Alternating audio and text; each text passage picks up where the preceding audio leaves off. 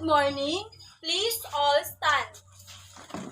Good morning, ma'am. Okay, take your seat. So class, before we start this discussion, I want you to greet your seatmate a good morning. Again, please higher energy class. Good morning. A. Okay, very good. So, who among you here remembered our last discussion? Anyone? Oh, you forgot already? So class, our last discussion was about the speech styles. So I know that you maybe forgot it, but I know that you learned something from it. So let's proceed to our new lesson. So before that, let me introduce to you our learning objectives. So at the end of the lesson, students should be able to please read. Describe the speech act. Okay, next. Distinguish types and classification of speech. Again. Number 3. Distinguish operate, respond in the different social. Okay, so I will repeat it. Determine the appropriate response in different social settings. So please refrain yourself from laughing. Okay? So the last objective was response appropriately and effectively to a speech act. So class, are you familiar with the speech act? Yes or no? Okay, no. So again, today we will discuss about the speech act. So, who among you here already experienced having a conversation to her peers, friends, or family? Who? Of course, every one of us have experienced it.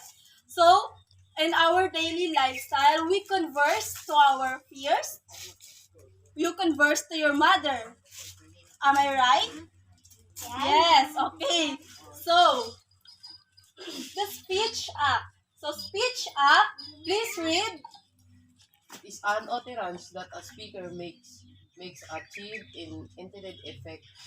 Some of the functions which are carried out using spec acts are offering apology, greetings, request, complaint, invitation, and refusal. Okay. Class. So, speech act is an utterance that a speaker makes to achieve an intended effect. Okay. So, when we say speech act, it is an actual uttering. So, meaning all the vocal words that came out from my mouth is the what we call speech act. That's why before we start our lesson, I asked you to greet your seatmate a good morning because that is an example of the speech act. So class, speech act have a function. So it is a function which are carried out using speech act are, okay, read, offering, apology, greetings, request, complaint, invitation, and refusal. Okay, so the first function are offering. So when we are offering, for example, the situation is you saw your classmates struggling to his or her lesson. So how will you offer them a help? So we can just simply say, do you need help? Or are you struggling with our lesson? I can lend you a help. So that is already a speech act of other. Yes, offering. So the next is apology. So when you are saying to someone, so how will you say it? Class, do you have any idea? Okay, Miss Pabalinas. I'm sorry for my mistake. Okay, very good. Thank you for your participation. So yes, when we are apologizing, we could just say, I am sorry for my mistake. I will not do it again. So when we are saying apologizing or an apology, we should make sure that we are sincere. Okay, do you understand? Yes, ma'am. Okay, very good. So next is greetings. So when we are greeting someone, how will you say it? Class? Okay, Miss Agramon? Saying hi. Good morning. Okay, very good. So here, what he say is a simple greeting. So a simple hi, hey when we saw our colleagues, our friends in the street or in somewhere, we can just say hi, hey or good morning, and good afternoon or a good evening is the type of greetings. So next is when you are requesting to someone. So how will you say it? Do you have an idea?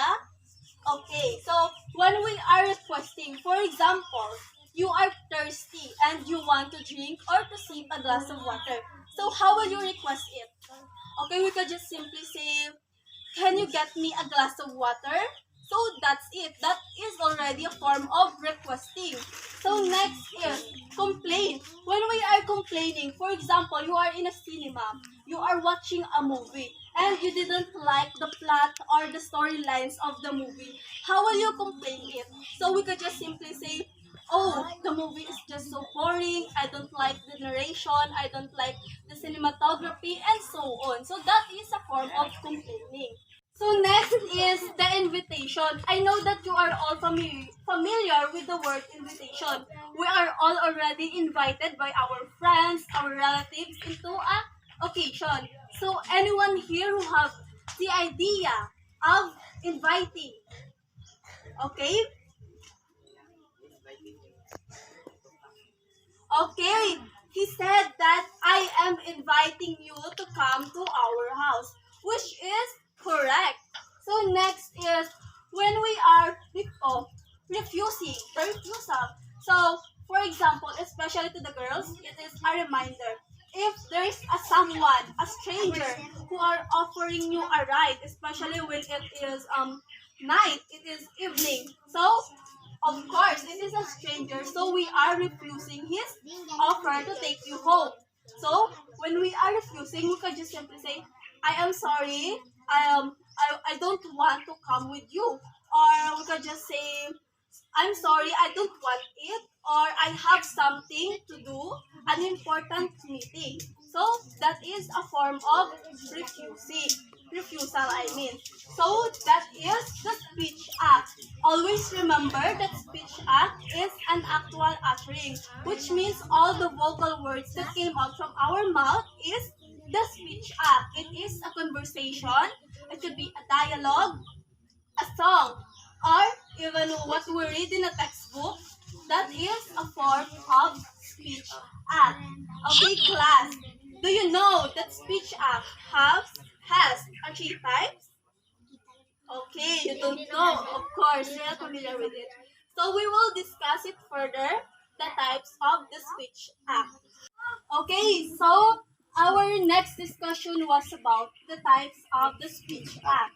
So we have three types of speech act: the locutionary, the allocutionary, and the pre-locutionary. So anyone who wants to read the definition of the locutionary? Okay, Miss Pabalinas?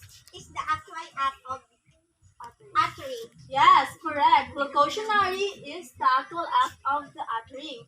So next, okay, what's the read? Allocutionary. Is the social function of what is said by uttering the locution.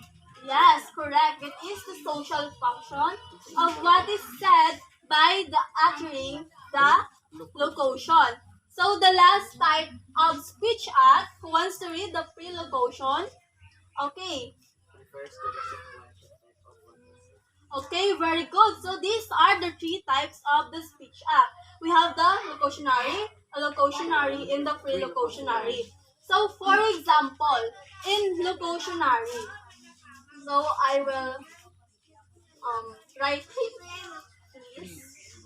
Type of the speech act is the locutionary or the locution. So always remember that the locution or the locutionary is quite similar to the speech act because based on our explanation, speech act is the actual uttering. So it is the same with the actual uttering or the or the appearance of someone. It could be a statement, dialogues, or what. So they are almost the same. For example, in our sentence, please wash the dishes. Okay, so it is a statement. So in our elocutionary, next is, so in our elocutionary is the social function of what is said by the uttering the location. The location, the location I mean. So in locutionary, it is the performance of the uttering. So it is the performance. So for example, in the sentence, please wash the dishes. So what is the intention? It is the performance of the intended utterance. So meaning it is the intention. So what is the intention of this sentence? Please wash the dishes. So based on our definition of speech act, it has a function. And one of the functions are offering, apology, greetings, request, complaint, invitation, and refusal. So what do you think is the intention of this sentence? Please wash the dishes. Anyone? It could be Request. yes, correct. That is request. She is or the speaker are requesting the receiver of the message to wash the dishes. So in prelocution, it is refers to the to the consequence effect of what was said. Meaning, for example, in locution, it is the actual act of utterance. So in locutionary, it's the intention, which is the speaker are requesting the receiver of the message to wash the dishes. So in pre-locutionary, it is the performance. So meaning the receiver of the message will wash the dishes. So that is the speech act. It is like a process or a series of utterance, okay? Or a conversation from saying something or from stating a statement, a request, a greetings, or apologizing to its intention. Then second is how will the receiver receive the message. So that is the speech act. Always remember that speech act is the utterance, and it has three types. So read locutionary, elocutionary, and pre-locutionary. So that's it. So do you understand, class? Ma'am.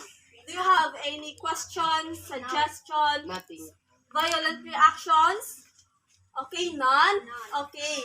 Class, please get 1/4 sheet of paper and we will have a quiz.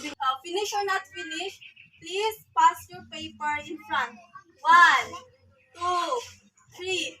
Okay. So, for your assignment, I want you to research a short narration or story. You can Google it. I know that you Google, right? Yes. Okay, so you can get a story or look for a story in a Google, and for our next meeting, you will discuss or present it in front of the class. So that's it. Please stand. Okay. Goodbye, class.